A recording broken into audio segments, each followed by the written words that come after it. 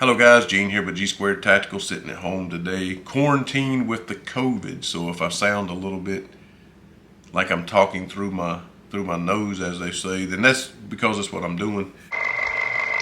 Anyway, got the EOTech Eflx 3 MOA red dot on the table today for review. They do make this also in a 6 MOA, I believe. It's not new. It's been out for a little while. The gun that it's on is new. It's the P320X compact, X-ten compact. And this optic, I believe, has been out for about 2 years, but they've been kind of scarce. I haven't really seen many of them on the store shelves, but I kind of steered clear from it because of, just a kind of odd look to it. It's almost like it's like a cross between a Trigicon and an SRO, if you will, with a little hood. Not really sure what they were going after there, but I steered clear from it mostly because of the delta point footprint. And I don't know why it is that everyone that seems to have a delta point footprint also has the delta point thickness in the back. Cause she thick. And you can't hardly find anything to co-witness with it. You end up with these 4-foot tall sights in order to be able to see through the glass, and then you're not really shooting accurate with your irons at that point because you're so far up. It's just ridiculous. But I do like and appreciate the fact that you can change the battery in the top. You don't have to take it off in order to change the battery. And on this particular one, I do have some Ameriglow raised sights on here. This of course is just temporary because I'm waiting on my Sig sights, and then I'm going to put those on here. But I just put these on here temporarily because I was just wanting a co-witness to take this thing out to the range and to zero it. Again, this is a 3 MOA. You do change the battery in the top here, and it's 1 MOA click adjustments that seem to be very positive. You can definitely feel and hear the clicks, very positive clicks. The first thing that I noticed about it was that, honest to God, when I pulled it out, I thought that the glass was missing. I genuinely did. It was so clear, and I stuck my finger up there and thinking that my glass was missing, and touch the glass. I've never seen a more clear glass. And look, I'm a huge fan of the SRO. I'm a huge fan of the Trigicon in general. So I definitely do not necessarily want to put this thing on any type of pedestal. We show favoritism towards the things we like. I think most people know that. But this is the clearest glass I've probably ever seen on an optic. Just crystal clear. That gave me some concern, like, well, maybe it'll scratch up or something at the range and kind of distort that and kind of take that away from it. But we'll talk about that here in a second, whether it did or didn't. But it's a super clear glass. And oddly enough, with this square, window, if you will, I would have thought that, maybe you wouldn't have gotten a good picture, like you didn't have a huge field of view, but it looks like you get a great sight picture. You got a great field of view there. Like, it looks like a huge window when it's not necessarily huge. And also the dot is super crisp. Like, no haze, no halo, no splattering. It literally looks like someone took a red Sharpie and just put a dot on the glass. That's how clear it is. And it has the easy to use and manipulate up and down arrows here on the side. I know that in some older videos, some people said that, I don't know if that's in the camera or not, but some people said these buttons were falling off, stuff of that nature. Obviously, we've had this to the range, and I did zero this in, and my buttons didn't fall off. So far, so good. Now, for me and Trey, we don't get free stuff. Everything that we do here on the channel, we pay for every bit of it out of our own pocket.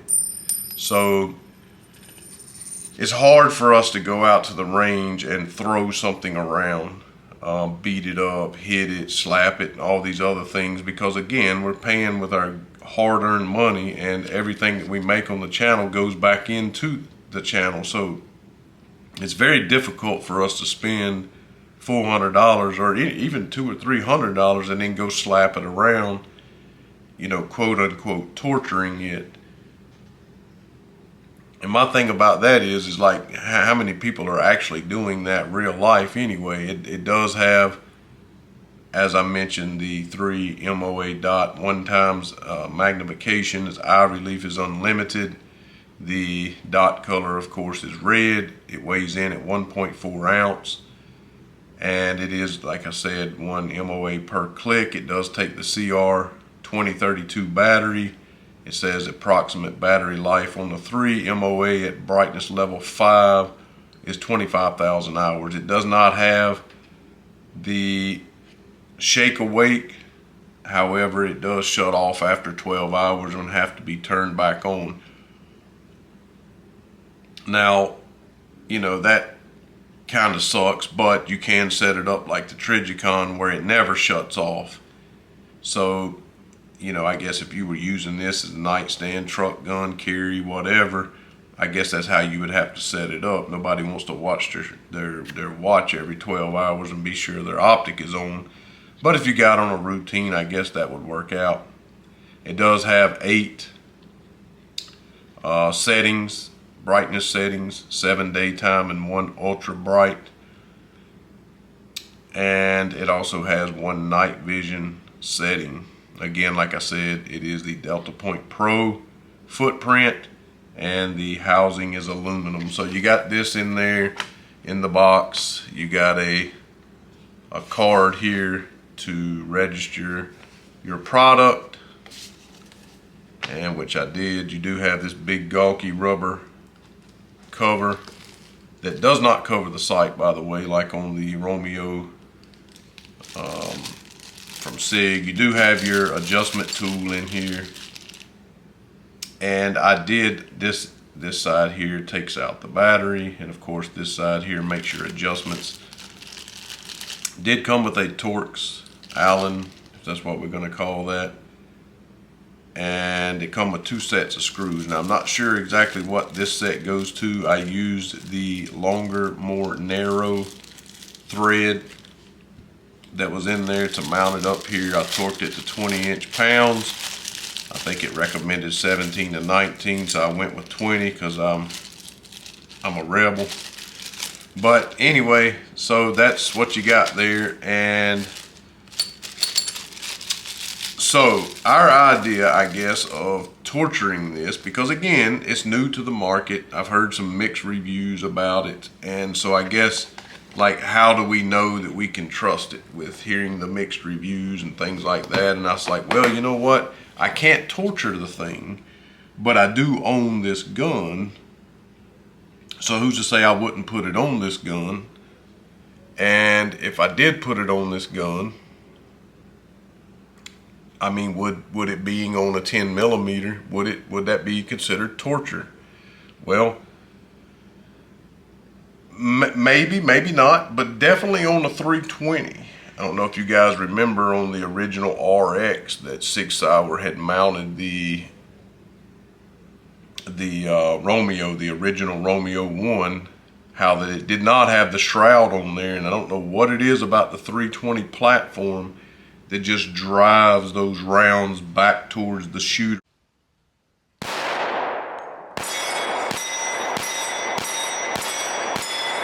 rather than driving them to the right of the shooter.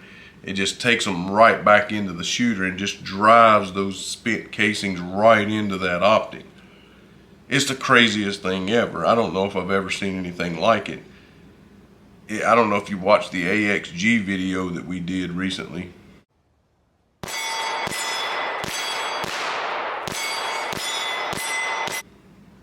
But you can literally see them bouncing off the glass and going out in front of us. If it was not for the optic being there, they would be hitting me or the shooter in the chest.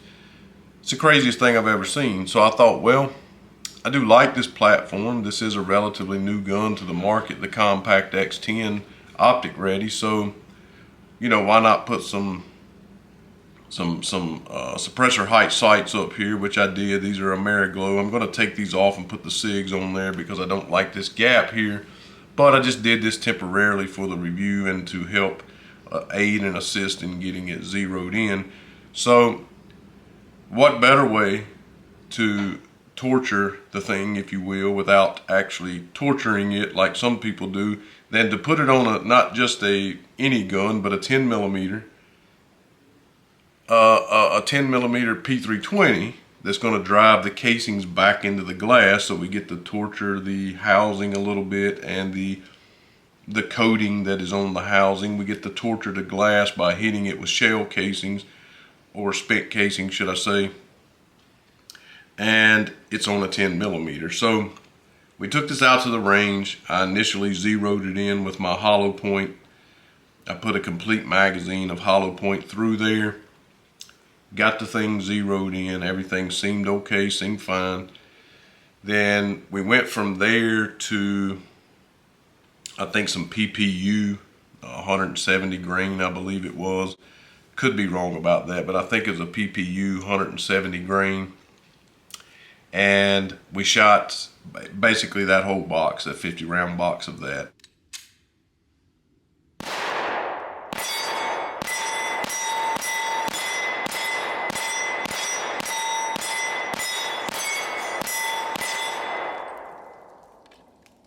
And then we went to a 180 grain aluminum case.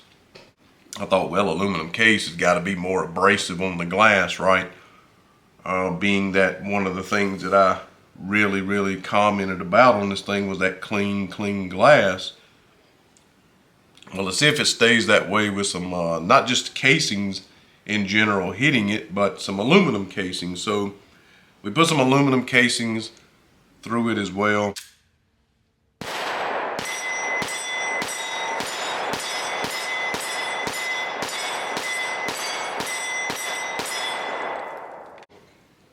And we also put some bear load through the gun.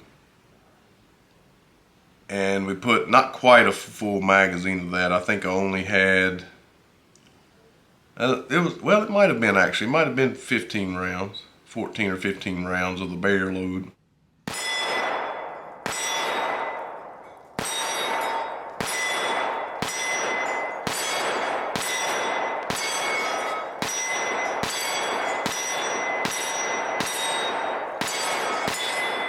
Notice the difference in the plume of smoke that comes out of it whenever we shoot the bear load on there. That's the heaviest stuff I had. That's all I had. I know that every time we talk about a 10 millimeter, people tell us what sissies and everything else we are because we're shooting underpowered, you know, crap basically. But honestly, any 10 millimeter you get now, no matter how powerful you think it is, unless you're loading it in the basement, is underpowered from what it originally was. Anyway, that's the heaviest thing I had, was the bear load. And we also put some Zeller and Bellet. I know I'm not saying that right, you know, sue me, but we had about 30 rounds of that. That was a jacketed hollow point as well.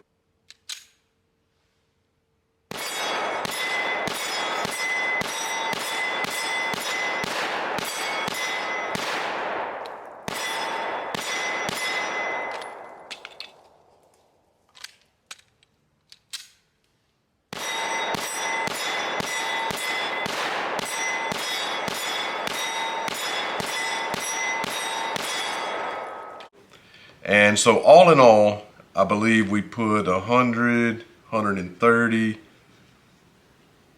don't know if it's been 145, and then the thing of aluminum casings. I want to say we put right close to 200 rounds.